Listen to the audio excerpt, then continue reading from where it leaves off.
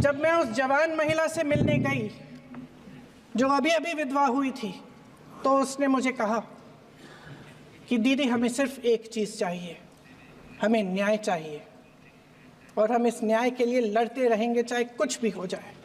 ये हिम्मत उस महिला को हमारे संविधान ने दी।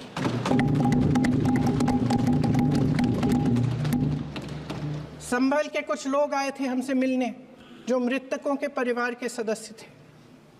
उसमें 2 बच्चे थे, अदनान और उजैर।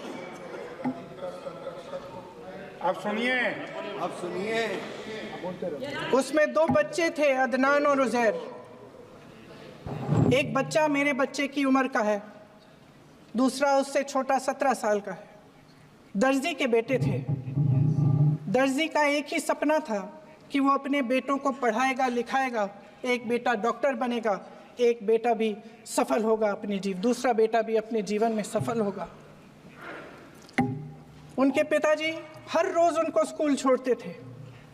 उस दिन भी स्कूल छोड़ने के बाद अपनी दुकान में चले गए। उन्हें पता नहीं था कि विवाद हो रहा है। उन्होंने भीड़ देखी, घर आने की कोशिश की तो पुलिस ने गोली से मार डाला। वो 17 साल का बच्चा अदनान मुझसे कहता है,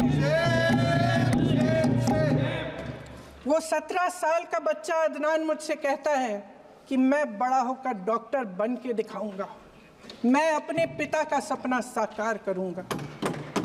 ये सपना, ये आशा उसके दिल में हमारे संविधान ने डाली।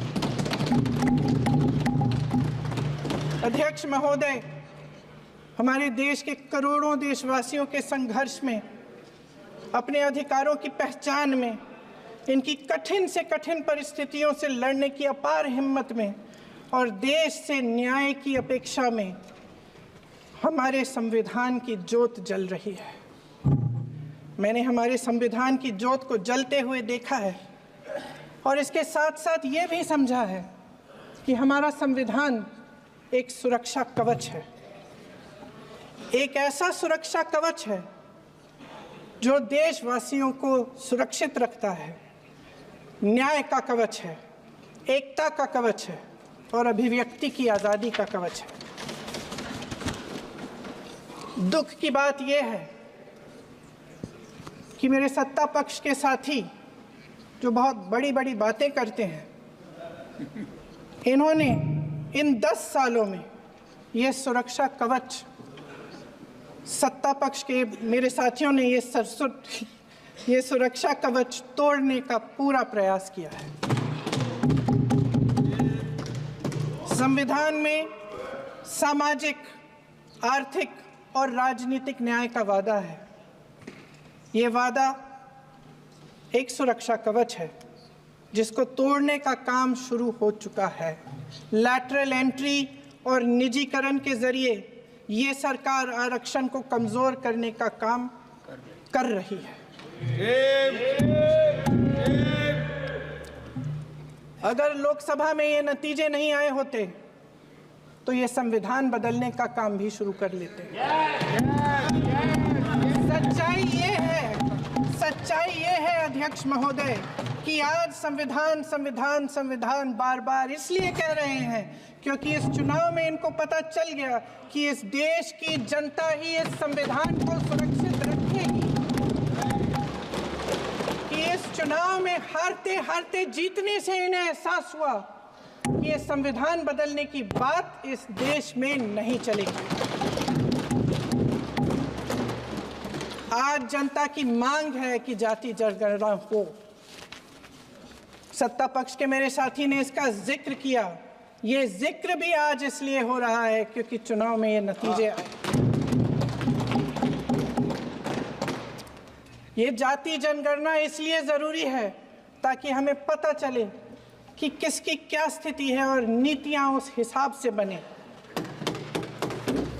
इनकी गंभीरता का प्रमाण ये है कि जब चुनाव में पूरे विपक्ष ने जोरदार आवाज उठाई कि ये जाति जनगणना होनी चाहिए, तो इनका जवाब देखिए।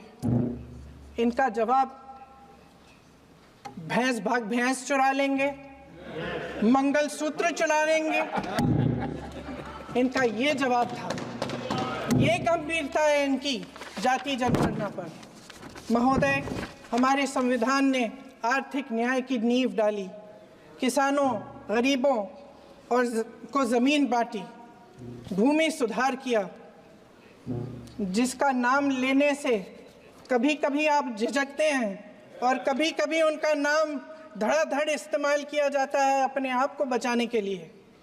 उन्होंने HAL, BHEL, SAL, GAIL, ONGC, NTPC, railways, IIT, IIM, oil refinery, तमाम PSU बनाए।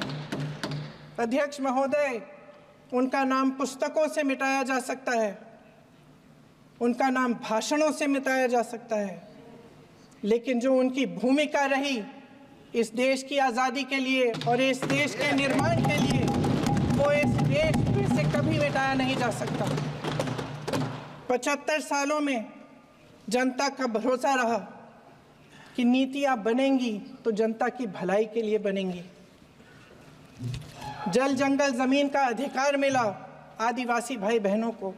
इंदिरा जी ने बैंकों का राष्ट्रीयकरण करवाया, खदानों का राष्ट्रीयकरण कराया। कांग्रेस और UPA की सरकारों में शिक्षा का, भोजन का अधिकार मिला। 75 सालों में जनता का भरोसा मिला। पहले संसद चलती थी तो जनता की उम्मीद होती थी कि सरकार महंगाई और बेरोजगारी पर चर्चा करेगी, कोई उपाय निकालेगी, कोई रास्ता निकालेगी। लोग मानते थे कि अगर कोई नई आर्थिक नीति बनेगी तो देश की अर्थव्यवस्था को मजबूत बनाने के लिए बनेगी, तो भारतीय बाजार को मजबूत बनाने के लिए बनेगी, उनके भविष्य को मजबूत बनाने के लिए बनेगी। किसान और आदिवासी भाई बहन भरोसा करते थे कि यदि ज़मीन के कानून में संशोधन होगा तो उन्हीं की भलाई के लिए होगा। आप नारी शक्ति की बात करते हैं। आज चुनाव की वजह से शायद इतनी बातचीत हो रही है नारी शक्ति के बारे में, क्योंकि हमारे संविधान ने महिलाओं को ये अधिकार दिया, उनकी शक्ति को परिवर्तित किया वोट में। और आज आपको पहचानना पड़ रहा है कि महिलाओं के बिना, कि नारी शक्ति के बिना ये सरकारें नहीं बन सकती हैं। इसीलिए आज आप नारी शक्ति की बातें दोहरा रहे हैं। जो आप नारी शक्ति का अधिनियम लाए हैं उसको लागू क्यों नहीं करते? वो 10 साल बाद लागू क्यों होगा? क्या आज की नारी 10 साल इंतजार करेगी उसके लागू करने के लिए? क्या बात है, क्या बात है।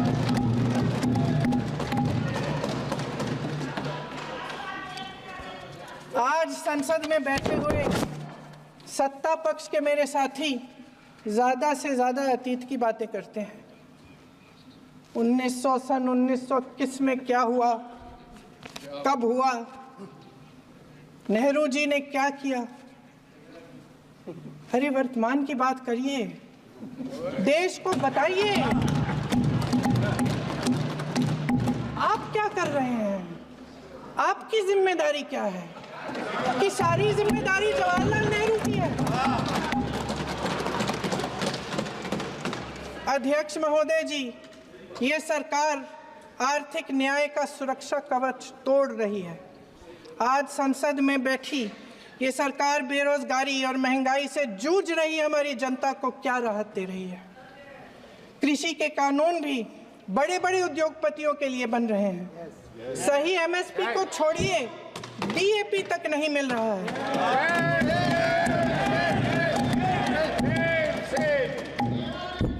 वायनाड से लेकर ललितपुर तक इस देश का किसान रो रहा है। आपदा आती है तो उसको कोई राहत नहीं मिलती। भगवान भरोसे है आज इस देश का किसान, उसको छोड़ दिया गया है। आज हिमाचल में देखिए, जितने भी कानून बने हैं वो सब बड़े बड़े उद्योगपतियों के लिए बन रहे हैं। हिमाचल में जो सेब उगता था उसके जो छोटे छोटे किसान हैं वह रो रहे हैं क्योंकि एक व्यक्ति के लिए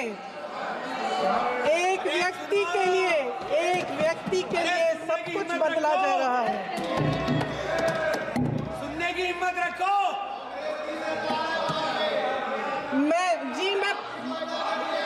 अध्यक्ष महोदय जी, अध्यक्ष महोदय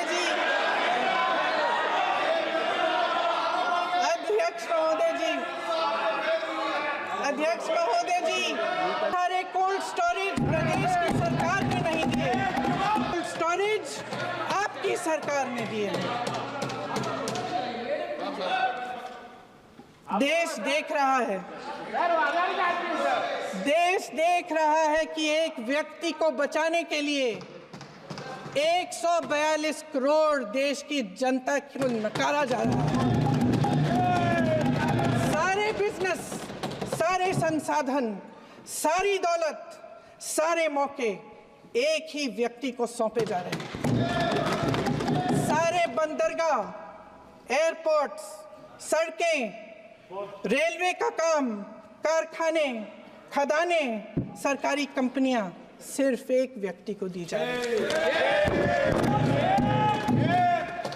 जनता के मन में हमेशा ये विश्वास होता था कि अगर कुछ नहीं है तो संविधान हमारी सुरक्षा करेगा, मगर आज आम लोगों के बीच ये धारणा बनती चली जा रही है कि सरकार सिर्फ मुनाफे के लिए चल रही है।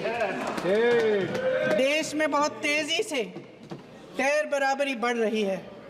जो गरीब है वो और गरीब हो रहा है, जो अमीर है वो और अमीर हो रहा है।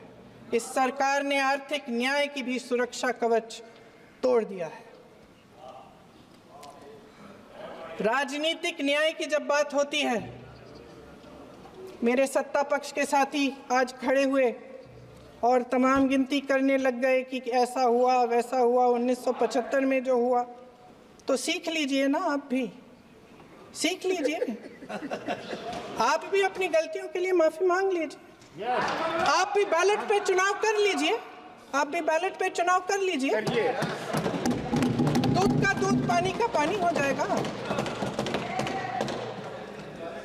आप राजनीतिक न्याय की बात करते हैं, सरकारों को पैसों के बल पर गिरा देते हैं।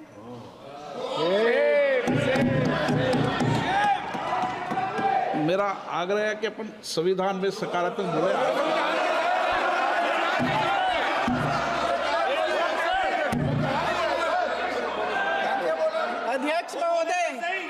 अध्यक्ष महोदय, सत्ता पक्ष के हमारे साथी ने एक उदाहरण दिया उत्तर प्रदेश की सरकार का, तो मैं भी एक उदाहरण दे देती हूँ महाराष्ट्र की सरकार का।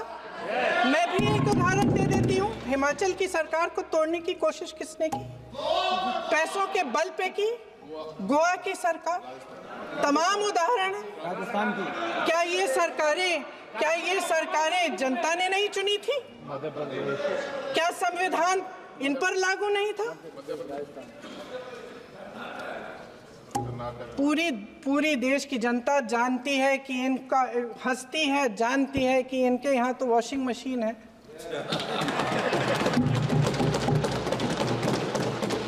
तो यहाँ से वहाँ जाता है, वो धुल जाता है। इस तरफ दाग, उस तरफ स्वच्छता। और मेरे कई ऐसे साथी हैं जो इस तरफ होते थे उस तरफ चले गए, मुझे दिख भी रहे हैं, वॉशिंग मशीन में शायद धुल गए हैं। अध्यक्ष महोदय, जहां भाईचारा और अपनापन होता था, जहां हमारे संविधान ने एकता का सुरक्षा कवच दिया था, वहां शक और घृणा के बीज बोए जा रहे हैं। एकता का सुरक्षा कवच तोड़ा जा रहा है। प्रधानमंत्री जी यहाँ सदन में संविधान की किताब को यूं माथे से लगाते हैं, लेकिन संभल में, हाथरस में, मणिपुर में जब न्याय की गुहार आती है, उठती है, तो उनके माथे पे शिकन तक नहीं आता।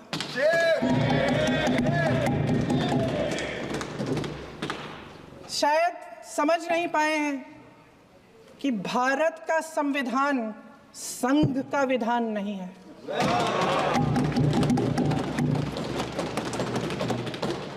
भारत के संविधान ने हमें एकता दी, हमें आपसी प्रेम दिया। उस मोहब्बत की दुकान जिस पर आपको हंसी आती है, उसके साथ करोड़ों देशवासी चले। करोड़ों देशवासियों के दिल में एक दूसरे के लिए प्रेम है, घृणा नहीं है।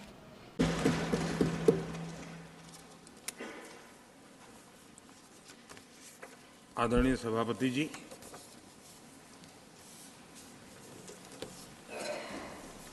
हर 2 वर्ष के बाद इस सदन में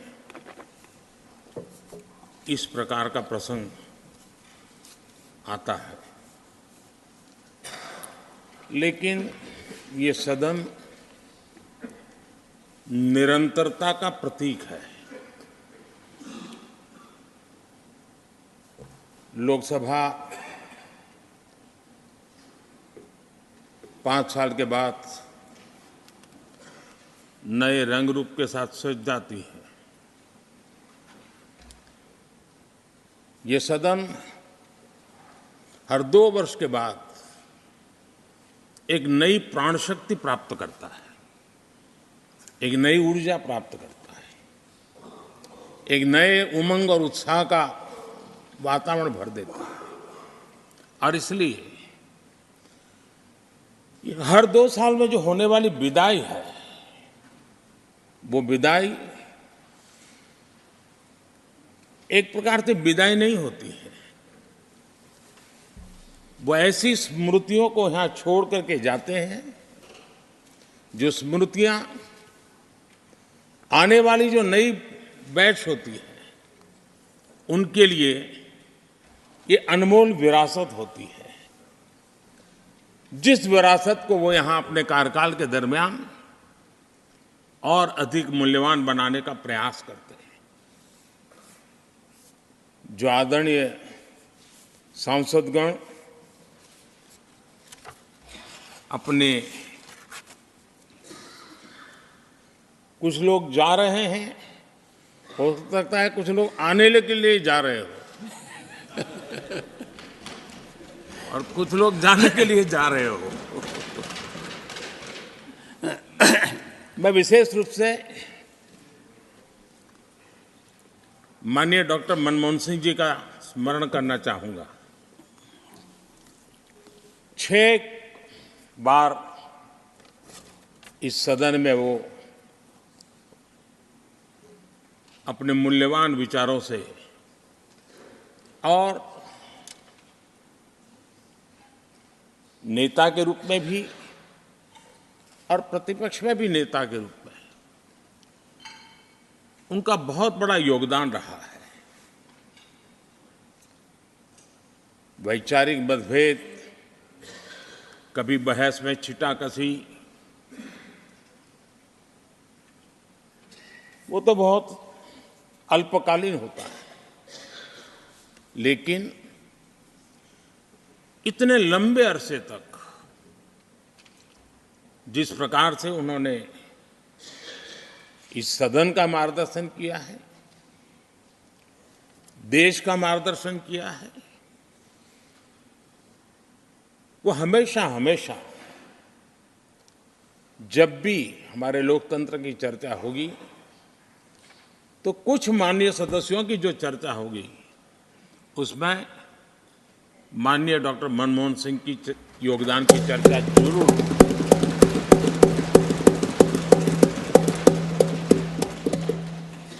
और मैं सभी सांसदों से, चाहे इस सदन में हो या उस सदन में हो, जो आज है वो शायद भविष्य में आने वाले हो, मैं उनसे जरूर कहूंगा कि ये जो माननीय सांसद होते हैं, किसी भी दल के क्यों न हो, लेकिन जिस प्रकार से उन्होंने अपने जीवन को कंडक्ट किया होता है, जिस प्रकार की प्रतिभा के दर्शन उन्होंने अपने कार्यकाल में कराए होते हैं, उसका हमने एक गाइडिंग लाइट के रूप में सीखने के लिए प्रयास करना चाहिए। मुझे याद है उस सदन के अंदर लास्ट कुछ दिनों में एक वोटिंग का अवसर था, विषय तो मैं छूट गया मेरा, लेकिन पता था कि विजय ट्रेजरी बैंक की होने वाली है। अंतर भी बहुत था, लेकिन doctor Manmohan Singh ji wheel chair में आए, वोट किया। एक सांसद अपने दायित्व के लिए कितना सजग है उसका वो उदाहरण है, वो प्रेरक उदाहरण था। इतना ही नहीं, मैं देख रहा था कभी कमेटी के चुनाव हुए, कमेटी मेंबर्स के, वो व्हील चेयर में वोट देने आए। सवाल ये नहीं है कि वो किसको ताकत देने के लिए आए थे, मैं मानता हूं वो लोकतंत्र को ताकत देने आए थे।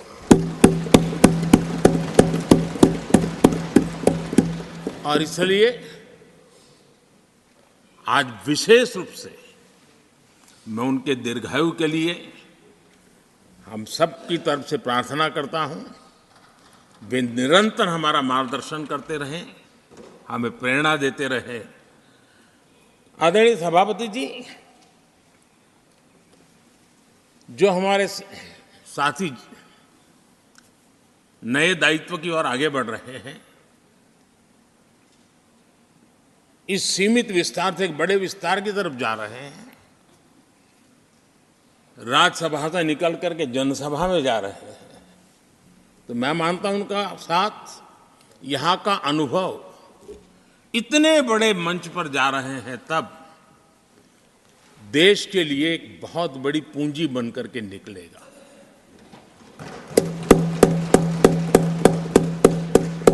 किसी यूनिवर्सिटी में भी 3-4 साल के बाद एक नया व्यक्तित्व तो बाहर निकलता है। ये तो 6 साल की विविधताओं से भरी हुई है, अनुभव से घड़ी हुई एक ऐसी यूनिवर्सिटी है जहां 6 साल रहने के बाद कोई भी व्यक्ति ऐसा निखर करके निकलता है, ऐसा तेजस्वी बन करके जाता है, वो जहां भी रहता है, जिस भूमिका से रहता है, वो अवश्य हमारे कार्य को अधिक ताकतवर बनाएगा, राष्ट्र के काम को गति देने का सामर्थ्य देगा। ये जो माननीय सांसद जा रहे हैं, एक प्रकार से वो वैसे ग्रुप है जिनको दोनों सदन में रहने का, पुराने वाले संसद के भवन में भी और नए वाले संसद के भवन में भी उनको रहने का अवसर मिला। ये साथी जा रहे हैं, वो आज़ादी के 75 वर्ष अमृत काल का, उसके नेतृत्व का साक्षी बन करके जा रहे हैं। और ये साथी जो जा रहे हैं, हमारे संविधान के 75 साल, उसकी भी शोभा बढ़ाते हुए आज हम सबके के साथ जा रहे हैं, तो अनेक स्मृतियां लेकर के जा रहे हैं। हम वो दिन भूल नहीं सकते कि कोविड के कठिन कालखंड में हम सब ने परिस्थितियों को समझा, परिस्थितियों के अनुकूल अपने आप को गढ़ा। यहां बैठने के लिए कहा तो यहां बैठो, वहां बैठने के लिए कहा तो वहां बैठो, उस कमरे में बैठने के लिए कहो। किसी भी दल के किसी भी सांसद ने ऐसे विषयों को लेकर के देश के काम को रुकने नहीं दिया। और कोरोना के वो कालखंड जीवन और मौत का खेल था, घर से बाहर निकले पता नहीं क्या होगा। उसके बाद भी माननीय सांसदों ने सदन में आकर के देश की जिम्मेवारियों को निभाया, देश को आगे बढ़ाया। और इसलिए मैं समझता हूं कि उस कालखंड ने हमें बहुत कुछ सिखाया है। संकटों के बीच भी भारत की संसद में बैठे हुए व्यक्ति कितने बड़े दायित्व को निभाने के लिए कितना बड़ा रिस्क भी लेते हैं और कितनी कठिनाइयों के बीच में काम भी करते हैं, इसका अनुभव भी हमें हुआ। सदन में खट्टे मीठे अनुभव भी रहे, हमारा कुछ दुखद घटनाएं भी रही, कोविड के कारण हमारे कुछ साथी हमें छोड़ के चले गए, आज वो हमारे बीच नहीं है। वो भी सदन के इसी कालखंड के कुछ प्रतिभाएं थी जो हमारे बीच से चली गई। वो एक दुखद घटना को हमने स्वीकार करते हुए भी हम आगे बढ़ते रहे। और भी ऐसी कुछ घटना हुई, कभी कभी फैशन परेड का भी हमने दृश्य देखा, काले कपड़ों में सदन को फैशन शो का भी लाभ मिला। तो ऐसी विविधताओं के अनुभव के बीच हमारा कार्यकाल बीता। और मैं तो अब खड़गे जी आ गए हैं तो मेरा एक धर्म तो निभाना ही पड़ता है मुझे। कभी कभी कुछ काम इतने अच्छे होते हैं जो बहुत लंबे समय तक उपयोगी होते हैं। हमारे यहाँ कोई बच्चा कुछ अच्छी चीज कर लेता है, कोई बच्चा अच्छे कपड़े वपड़े पहन करके अवसर के लिए तैयार होता है तो परिवार में एक आध स्वजन आ जाता है, अरे किसी की नज़र लग जाएगी, उसको काला टीका कर दो। तो ऐसे काला टीका कर देते हैं। आज देश पिछले 10 साल में समृद्धि के नए नए शिखर सर कर रहा है। एक भव्य दिव्य वातावरण बना है, उसको नजर न लग जाए इसलिए काला टीका करने का आज प्रयास हुआ है। मैं उसके लिए भी खड़गे जी का बहुत धन्यवाद करता हूं, ताकि इस हमारी प्रगति की यात्रा को कोई नजर न लग जाए। ये नजर न लग जाए इसलिए आपने आज जो काला टीका किया है। मैं तो सोच रहा था सब काले कपड़ों में आएंगे, लेकिन शायद काला जोदू खिंचते खिंचते खिंचते ब्लैक पेपर तक चला गया है। लेकिन फिर भी मैं उसका भी स्वागत करता हूं, क्योंकि जब भी अच्छी बात होती है काला टीका नजर न लग जाए इसलिए बहुत जरूरी होता है। और उस पवित्र काम को, और आज जिस उम्र के हैं उस व्यक्ति जब ये काम करता है तो जरा अच्छा रहता है। तो मैं इसके लिए भी आपका आभार व्यक्त करता हूं। आदरणीय सभापति जी, ये विषय कोई लंबा बोलने का तो है नहीं, लेकिन हमारे यहाँ शास्त्रों में एक बहुत बढ़िया बात कही गई है। शायद हमारे सब साथी जा रहे हैं तो जो कमी भी हमें महसूस होगी उनकी, क्योंकि उनके विचारों का लाभ जो आ जाएंगे वापस वो तो और तेज तरार होकर के आएंगे। जिसको हमला करना है वो भी मज़ेदार हमले करेंगे, और जिसको रक्षा कवच बनाना है वो भी बढ़िया बनाएंगे। वो अपना काम चलता रहेगा। हमारे यहाँ शास्त्रों में कहा गया है, गुणा गुणज्ञेषु गुणा भवन्ति, गुणा गुणज्ञेषु गुणा भवन्ति, ते निर्गुणम प्राप्य भवन्ति दोषाः, ते निर्गुणम प्राप्य भवन्ति दोषाः। आस्वाद्य तोया प्रवहन्ति नद्यः, समुद्र मासाद्वय भवन्तय पेया। उसका मतलब है